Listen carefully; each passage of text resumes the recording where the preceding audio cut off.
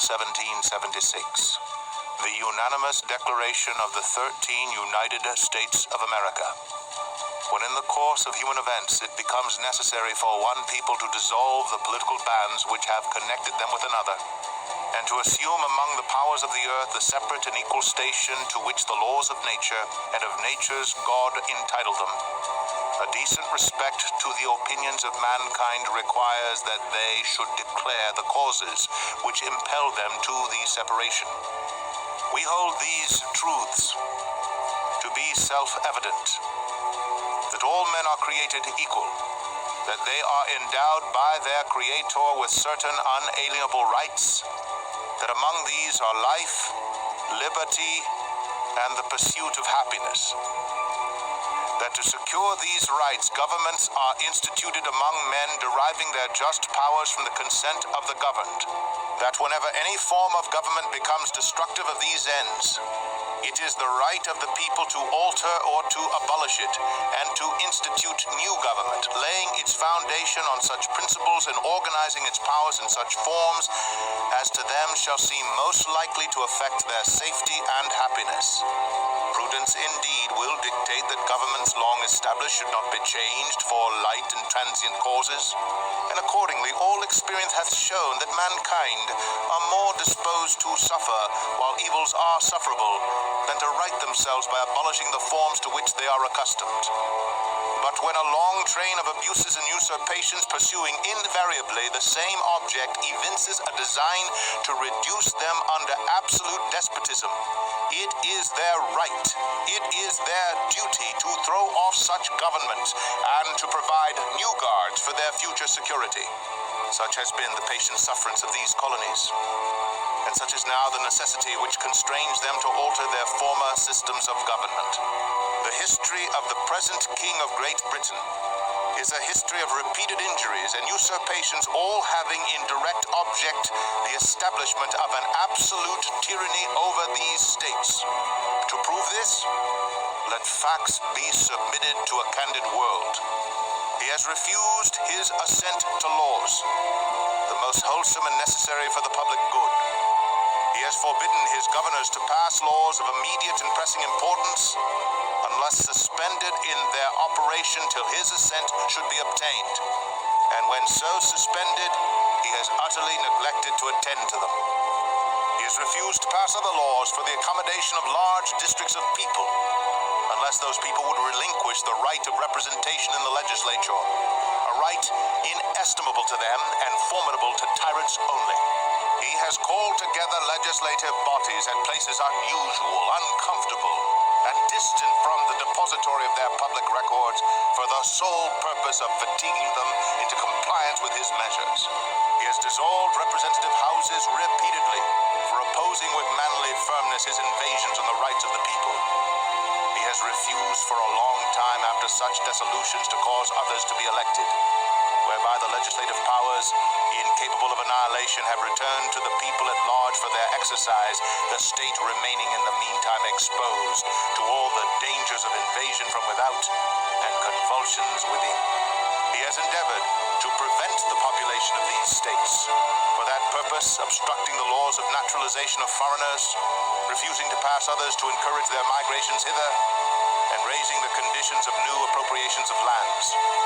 He has obstructed the administration of justice by refusing his assent to laws for establishing judiciary powers. He has made judges dependent on his will alone for the tenure of their offices and the amount and payment of their salaries.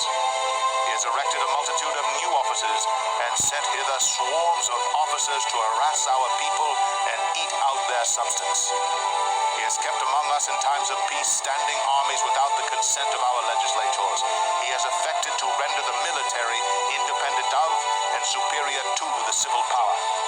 He has combined with others to subject us to a jurisdiction foreign to our Constitution and unacknowledged by our laws, giving his assent to their acts of pretended legislation, for quartering large bodies of armed troops among us, for protecting them by a mock trial, from punishment for any murders which they should commit on the inhabitants of these states, for cutting off our trade with all parts of the world, for imposing taxes on us without our consent, for depriving depriving us in many cases of the benefits of trial by jury, for transporting us beyond seas to be tried for pretended offenses, for abolishing the free system of English laws in a neighboring province, establishing therein an arbitrary government, and enlarging its boundaries so as to render it at once an example and fit instrument for introducing the same absolute rule into these colonies, for taking away our charters, abolishing our most valuable laws, and altering fundamentally the forms of our governments, for suspending our own legislators and declaring themselves invested with power to legislate for us in all cases whatsoever. He has abdicated government here by declaring us out of his protection and waging war against us. He has plundered our seas, ravaged our coasts, burnt our towns, and destroyed the lives of our people. He is at this time transporting large armies of foreign mercenaries to complete the works of death, desolation, and tyranny already begun with circumstances of cruelty and perfidy scarcely paralleled in the most barbarous ages, and totally unworthy the head of a civilized nation. He has constrained our fellow citizens taken captive on the high seas to bear arms against their country, to become the executioners of their friends and brethren, or to fall themselves by their hands. He has excited domestic insurrections among us, and has endeavored to bring on the inhabitants of our frontiers the merciless Indian savages whose known rule of warfare is an undistinguished destruction of all ages, sexes, and conditions. In every stage of these oppressions, we have petitioned for redress in the most humble terms. Our repeated petitions have been answered only by repeated injury. A prince whose character is thus marked by every act which may define a tyrant is unfit to be the ruler of a free people. Nor have we been wanting in attention to our British brethren. We have warned them from time to time of attempts by their legislature to extend an unwarrantable jurisdiction over us. We have reminded them of the circumstances of our emigration and settlement here. We have appealed to their native justice and magnanimity, and we have conjured them by the ties of our common kindred to disavow these usurpations, which would inevitably interrupt our connections and correspondence. They too have been deaf to the voice of justice and of consanguinity. We must, therefore, acquiesce in the necessity which denounces our separation and hold them, as we hold the rest of mankind, enemies in war, in peace, friends. We, therefore, the representatives of the United States of America, in General Congress, assembled, appealing to the Supreme Judge of the world for the rectitude of our intentions, do, in the name and by the authority of the good people of these colonies, solemnly publish and declare that these united colonies are and of right ought to be free and independent states, that they are absolved from all allegiance to the British Crown, and that all political connection between them and the state of Great Britain is and ought to be totally dissolved, and that as free and independent states they have full power to levy war, conclude peace, contract alliances, establish commerce, and to do all other acts and things which independent states may of right do.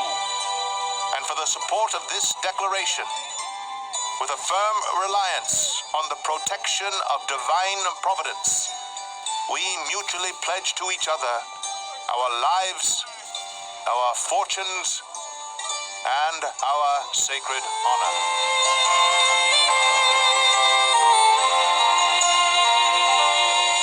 If tomorrow all the things were gone, I'd work for all my life, and I had to start again with just my children and my wife. I thank my lucky stars to be living here today, 'cause the flag still stands for freedom, and they can't take that away. And I'm proud to be an American, where at least I know I'm free. And I won't forget the men who died, who gave that right to me. And I gladly stand up next to you and defend her still today.